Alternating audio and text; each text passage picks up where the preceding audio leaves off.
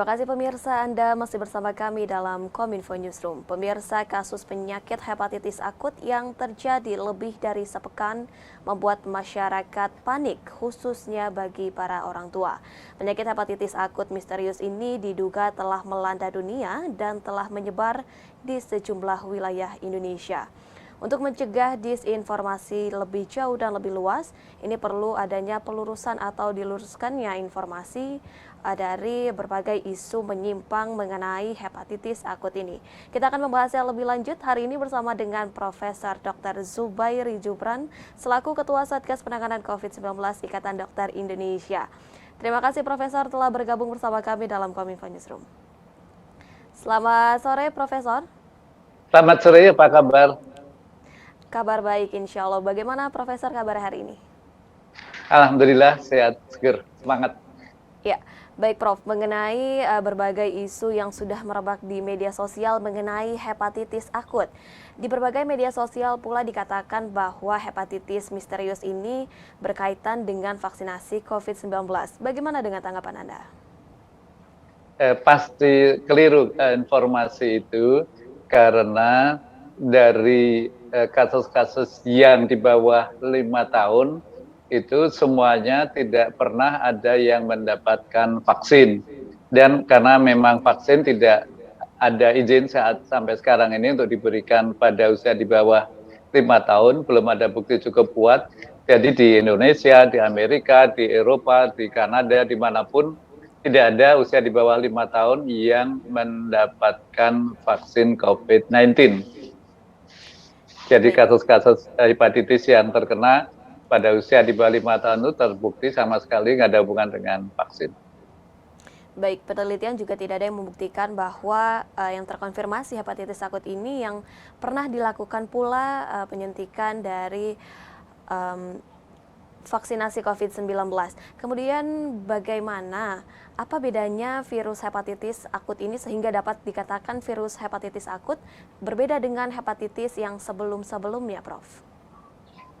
Iya, yang kita kenal sebelum ini kan virus hepatitis itu ada hepatitis A, hepatitis B, hepatitis C, D, dan E.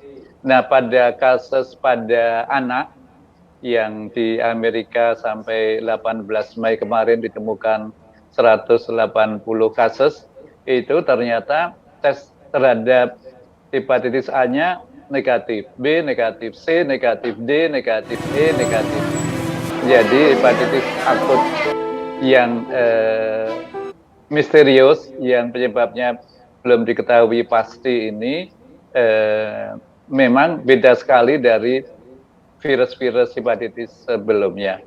Dan amat sangat mungkin, jadi kemungkinan terbesar data dari Amerika yang bisa dilihat dari beberapa majalah, antara lain dari Morbidity dan Mortality Weekly Report dari CDC Amerika, itu sebagian besar terkait dengan virus adenovirus.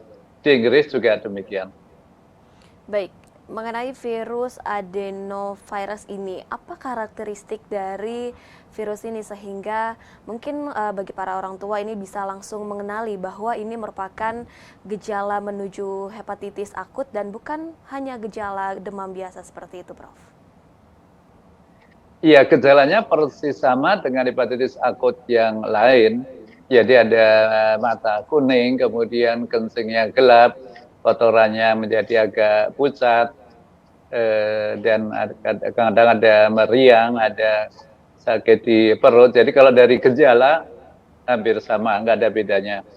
Namun kalau dites kalau dites terhadap hepatitis A-nya negatif, B negatif, dari 2 tes ini sudah cukup untuk segera ke rumah sakit. Jangan-jangan ini masuk kelompok yang baru. Kan yang paling sering dites untuk A dan B. Jadi kalau tes dokter sudah periksa terhadap perawatan yang baik dan transfusi darah yang tidak memadai. ditemukan, virus hepatitis B tidak ditemukan, padahal anaknya ada kuning, maka sebaiknya langsung ke rumah sakit rujukan yang ada di sekitar tempat tinggal. Baik, kemudian kondisi seperti apa yang mewajibkan ini para orang tua untuk dapat segera membawa anak mereka yang bergejala untuk ke rumah sakit? Ya, semua anak, semua anak, ya saya sebut anak itu, apalagi kalau di bawah 6 tahun, apalagi juga di bawah 10 tahun, maksimal 16 tahun, ini termasuk pada kelompok umur yang terkena penyakit ini. Jadi kalau punya anak dengan mata kuning, ya langsung aja ke dokter atau ke rumah sakit. Kemudian kalau diperiksa virus A-nya negatif, virus B juga negatif, maka segera ke rumah sakit rujukan untuk diperiksa lebih lanjut apakah termasuk golongan kelompok penyakit yang hepatitis akut yang misterius itu, atau istilah lainnya of unknown origin, yang asalnya originnya belum ditemukan, belum diketahui. Baik, untuk mereda kepanikan para orang tua di rumah begitu menemukan anaknya sakit, panduan penanganan pertama ketika anak-anak mengalami gejala tersebut bagaimana, Prof? Iya, itu harus ke dokter atau ke rumah sakit rujukan. Jadi langsung ke rumah sakit. Jadi kalau anak kita kuning matanya, udah langsung saja ke dokter atau langsung ke rumah sakit. Jadi itu yang paling penting. Apalagi kalau kita lihat matanya benar-benar kuning, kemudian kencingnya jadi gelap, jadi kecoklatan, anaknya tampak sakit, tidak begitu sehat, tidak segar, tidak lari-lari, ya udah waktunya untuk segera ke rumah sakit. Untuk diketahui yang meninggal di Indonesia ada 4, kalau yang di Inggris itu yang meninggal tidak ada. Kalau di Amerika yang sudah meninggal 5 dari 180. Namun yang di cangkok liver itu lumayan banyak, baik di Inggris maupun di Amerika. Berarti bahwa memang hepatitis akut ini amat progresif, amat agresif, sehingga langsung merusak liver, sehingga pada beberapa pasien harus dilakukan cangkok liver. Baik, penyakit hepatitis akut misterius ini begitu progresif, begitu cepat. Kalau boleh diceritakan kepada masyarakat, Prof, jarak dari anak-anak mengalami gejala hingga kematian tersebut berapa lama? Oh ya, ini penyakit akut. Jadi gini, kita ini berhadapan dengan kesehatan itu ada penyakit menaun, ada penyakit akut. Kalau menaun contohnya TBC, kalau bukan infeksi contohnya kencing manis, kemudian darah tinggi, itu penyakit-penyakit menaun. Kalau yang mendadak cepat dalam minggu-minggu pertama terus ada gejala, itu penyakit yang akut, apakah itu COVID-19, apakah itu hepatitis akut A. Nah, itu kalau yang ini adalah kondisi hepatitis yang akut. Kalau hepatitis yang B dan C itu kan memang mula-mula gejala akutnya tidak begitu jelas, kemudian menjadi kronik, sehingga bisa menyebabkan gangguan penyakit hati menaun dan juga kanker hati. Kalau yang ini yang akut, artinya minggu-minggu pertama sudah jelas sekali gejalanya, sehingga harus segera ke rumah sakit. Baik, bagaimana tanggapan Prof Zubairi mengenai mitigasi yang sudah dilakukan pemerintah mengenai kasus ini? Oh, bagus, jadi pemerintah kan kemarin Wamen dari Kemenkes itu menyampaikan bahwa sudah hampir pasti kan ada 14 orang, 14 anak. Jadi sudah amat bagus, dan laporan dari mana-mana dari daerah juga sudah masuk, dan pemerintah juga sudah melihatnya juga dari big data, sehingga saya kira lumayan bagus data Indonesia. Mungkin juga diperbaiki setelah ada COVID-19. Kalau COVID-19 kan kita lihat data harian pun selalu diupdate, sehingga itu rupanya juga bisa merembet ke arah yang lebih baik untuk penata laksanaan penyakit yang lain, khususnya yang sedang kita bahas hari ini. Baik, kemudian sejauh ini dari penelitian, saya ingin mengkonfirmasi, berarti dari sejauh ini dari penelitian yang ada, seluruh pasien yang terkonfirmasi ini range usianya dari 1 tahun hingga 16 tahun, namun lebih tepatnya di bawah 5 tahun ya, seperti itu Prof? Iya, di bawah 5 tahun, sebagian besar di bawah 5 tahun. Iya, kemudian adakah kemungkinan bagi riwayat anggota keluarga begitu yang memiliki penyakit sebelumnya akan menularkan kepada anak-anak mereka, atau memang anak-anak mereka yang mengalami virus itu sendiri, Prof?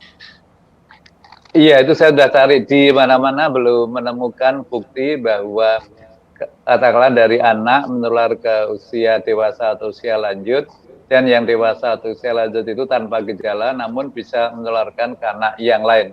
Itu teoritis bisa, namun bukti ilmiahnya saya sudah cari sampai kemarin belum menemukan.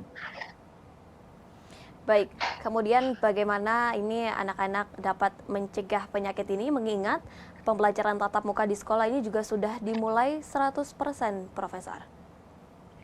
Iya, ini sebagian besar kan penularannya oral fekal, jadi melalui mulut dan menularkan ke orang lain melalui kotoran.